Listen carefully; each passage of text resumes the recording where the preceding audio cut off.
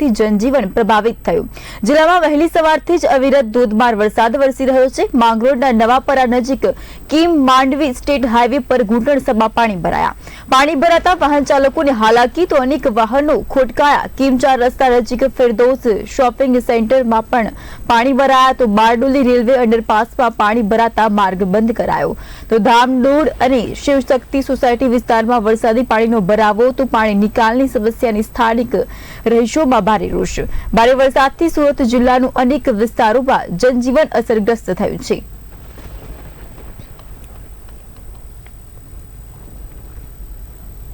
તો આજ મુદ્દે વધુ માહિતી માટે અમારા સંવાદદાતા કૃષ્ણા સોની લાઈવ જોડાઈ ચૂક્યા છે। કૃષ્ણા, શું છે અત્યારે સુરતમાં સમગ્ર પરિસ્થિતિ જણાવશો? ચોક્કસથી વાત કરીએ સુહાની, તો ગઈ મોડી રાત્રેથી જે વરસાદ જે રફતાર પકડી છે ચોક્કસથી કહી શકાય તો મેઘરાજા જે છે તે મન મૂકીને મેલી રહ્યા છે। ચોક્કસપણે લોકો જોઈ શકાય છે કે અંદર તેરતા નજર આવી રહ્યા છે। જે પ્રમાણે દ્રશ્યો જોઈ શકાય છે કે લોકો જે છે તે અંદર તેરીને મોજ કરી રહ્યા છે, કારણ કે કડોદરા આ મુખ્ય માર્ગ છે 4 રસ્તાનું જોઈ શકાય છે। જ્યાં જો ત્યાં ચારે તરફ પાણી છે, કારણ કે ઘૂંટણ સમાને પણ કમર ઉપર જે છે તે પાણી ભરાઈ ગયું। આપણે સીધા બીજા દ્રશ્યો બતાવવાના પ્રયત્ન કરો। જોઈ શકાય છે આ કડોદરાની ચામુંડા હોટલ છે, જે કહી શકાય કે 4 થી 5 ફૂટ ઉપર હોય તેવી હોટલ છે, પરંતુ એની અંદર પણ પાણી ભરાઈ ગયું છે। ચોક્કસ પ્રમાણે અંદરથી દ્રશ્યો બતાવવાના પ્રયત્ન કરીશું કે ચામુંડા હોટલની અંદર જે છે તે પાણીનો ગરકાવ થયો છે। દર વર્ષની જેમ આ વર્ષે પણ આટલી કામગીરી કર્યા બાદ કડોદરા ચામુંડા હોટલ જે છે તે પાણીમાં થઈ ગયા છે। ચોક્કસ પ્રમાણે જોઈ શકાય છે દ્રશ્યોની અંદર કે ચામુંડા હોટલ જે છે તેની અંદર મોટા પાયે પાણી ભરાવાનું છે, અને આ પાણી ભરાવાના કારણે કહી શકાય તો દુકાનદારોને જે છે તે મુશ્કેલી વેઠવી રહી છે।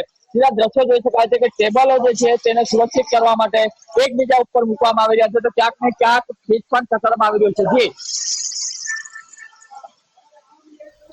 જી સુહાની, તો સુરતમાં હવે જે આ વરસાદ પડી રહ્યો છે જેને લઈને સ્થિતિ પણ વધુ ઘણી વણસીત હોય તેવું જોવા મળી રહ્યું છે। તો શું જનજીવન કેટલું પ્રભાવિત થયું છે આને લઈને, લોકોને કેટલી હાલાકી પડી રહી છે? જનજીવનની વાત કરીએ તો કડોદરા નહીં પરંતુ સુરત આખો જિલ્લો જે છે તે પાણીમાં થઈ ગયો છે। આ કડોદરા 4 રસ્તાના મુખ્ય માર્ગ છે, ત્યાં પાણી ફેરવાયું છે, ટ્રાફિક ફેરવાયું છે, ટ્રાફિકની સમસ્યા યથાવત જોવા મળી રહી છે। સ્થાનિકોને જે છે તે મોટી હાલાકી ભોગવી પડી છે। લોકો જે છે તે મન બાંધવા ક્યાંક ને ક્યાંક અંદર તરતા નજર આવી રહ્યા છે। જોઈ શકાય છે કે ગેસના બાટલાઓ જે છે તે પણ અંદર તરતા નજરે પડ્યા છે, કારણ કે બાજુમાં જ આવેલી છે કડોદરા પોલીસ ચોકી છે, ત્યાં પણ પાણીનો ગરકાવ થયો છે। આપણી સાથે દુકાનદાર છે, એમની સાથે સીધો વાત કરવાનો પ્રયત્ન કરીશું। આ પાણીમાં ગરકાવ થયો છે, કઈ રીતની પરિસ્થિતિ અને કઈ રીતે વેઠવાઈ રહી છે આપના? જે પ્રમાણે ચામુંડા હોટલમાં પાણી ગયું છે, દર વર્ષે આ પરિસ્થિતિ હોય છે? આને કેટલું નુકસાન છે તમારી દુકાન? તો બી અંદાજે કહી શકાય જે પ્રમાણે પાણી ભરાયું છે ક્યાંક ને ક્યાંક તમારા જે ગ્રાહકો છે તે લોકોને પણ મુશ્કેલી કેમ કડોદરા નગરપાલિકા દ્વારા કોઈ કામગીરી કરવામાં નથી આવતી? જો હજુ 2 કલાક વરસાદ થાય તો શું પરિસ્થિતિ થશે?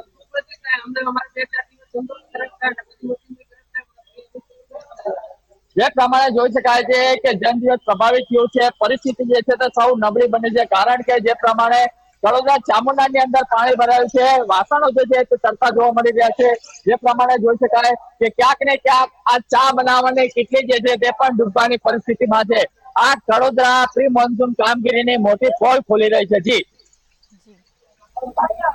તો કૃષ્ણા, વારંવાર સુરત મનપા દ્વારા પ્રી મોન્સૂન કામગીરી કરવામાં આવતી હોય છે અને વારંવાર પાણી ભરાવાની સમસ્યા હોય કે ગાબડા રોડ પર ભૂવા પડવાની સમસ્યાઓ જે હોય તે યથાવત રહેતી હોય છે, અને જેને લઈને લોકોને ઘણી બધી હાલાકી ભોગવવી પડતી હોય છે। તો શું પ્રી મોન્સૂન કામગીરીના નામે ફક્ત આ નાટકો અને ભ્રષ્ટાચાર જ થતા હોય છે? હજુ પણ લોકો પ્રી મોન્સૂન કામગીરી નબળી હોવાના કારણે પાણી ભરાવો થયો છે ને લોકોને ઘણી બધી હાલાકી પણ પડી રહી છે। કૃષ્ણા, આ કડોદરા જે છે તે કહી શકાય તો અમદાવાદથી જોડતો મુંબઈનો જે છે તે મુખ્ય માર્ગ છે, ત્યાં જ રોડ પર પાણી થયું છે અને પાણીમાં ગરકાવ થઈ છે। ચોક્કસ પ્રમાણે જોઈ શકાય ચામુંડા હોટલ જે છે પરિસ્થિતિ નબળી બનશે અને સ્થાનિકોને જે છે તે મોટી હાલાકી જોવા પડી રહી છે। ચોક્કસ પ્રમાણે જોઈ શકાય છે કે જ્યાં પાર્કિંગ કરવાની જગ્યા છે ત્યાં પાણી થઈ ગયું છે। આ કડોદરા વિસ્તાર જે છે તે પ્રી મોન્સૂનની કામગીરીની મોટી પોલ ખોલી છે, કારણ કે લોકોને જે છે તે મોટી મુશ્કેલી વેઠવી રહી છે અને આ પ્રી મોન્સૂન કામગીરીમાં તંત્ર દ્વારા આની ઉપર કોઈ કાર્યવાહી કરવામાં નથી આવતી. દર વર્ષે આની આ પરિસ્થિતિ છે, જે પ્રમાણે પાણી ભરાયું છે, કહી શકાય કે હજુ 4 થી 5 કલાક વરસાદ જો આવી રીતે જ રહ્યો તો આખો કડોદરા વિસ્તાર જે છે તે ક્યાંક ને ક્યાંક નાવડી લઈને ચાલવાનો પરિસ્થિતિ આવશે. જી કૃષ્ણા, માહિતી સાથે જોડાવા બદલ આપનો આભાર.